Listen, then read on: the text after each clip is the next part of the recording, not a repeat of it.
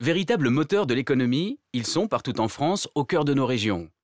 Ce sont les dirigeants d'entreprise qui œuvrent quotidiennement pour développer leur entreprise, créer des richesses, gagner la bataille de l'emploi.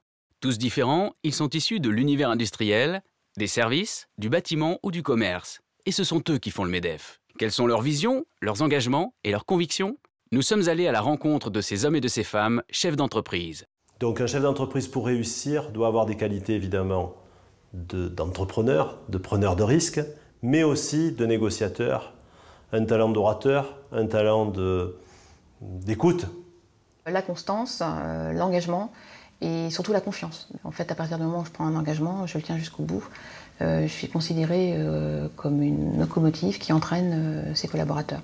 Donc c'est un homme orchestre qui prend des risques, mais calculés. Au niveau prise de risque, on en prend tout le temps, toute la journée. C'est peser le pour et le contre. Et je crois que c'est ça aussi le métier de décision du dirigeant d'entreprise. C'est compliqué d'être entrepreneur en 2013. Il faut s'adapter au milieu économique, au milieu politique, au milieu social. Malheureusement, la vision du chef d'entreprise est quelquefois, peut-être quelquefois négative ou finalement change la personnalité ou la vision qu'ont les autres de nous. En 87, quand j'ai repris l'entreprise, je ne peux pas dire que ce soit un choix délibéré de ma part. J'ai eu une grosse pression familiale là-dessus, puisque j'aurais peut-être fait d'autres choses professionnellement parlant. Mais quand je regarde dans le rétroviseur, il n'y a pas de regret à avoir. Ça fait déjà 25 ans que je fais ce métier. Quand on est chef d'entreprise, pas de souci, la routine c'est quelque chose qu'on ne connaît pas. Créer, construire, développer, accompagner. Si jamais ce ne sont pas ces plaisirs-là qu'on va chercher, il ne faut pas entreprendre. Les valeurs chez AFG, c'est réactivité, proximité, échange, bien sûr qualité, et puis on peut faire plein de choses en se prenant...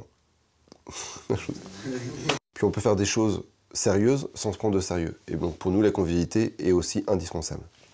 Je pense qu'il est temps aujourd'hui de transmettre un message d'espoir pour le grand public sur l'entreprise est un lieu de vie et ça doit être un endroit où on s'épanouit, on peut trouver du plaisir et pas un endroit où on souffre. On n'a pas attendu les seuils pour mettre en place ce dialogue social. Ma porte est toujours ouverte. On a mis en place une politique RH adaptée au fait qu'on ait 90% de femmes dans l'entreprise. Par exemple, des horaires adaptés qui fassent qu'on puisse récupérer les enfants à 4h15 le soir à la sortie de l'école. Ah, c'est... Sandrine, arrête de faire du bruit.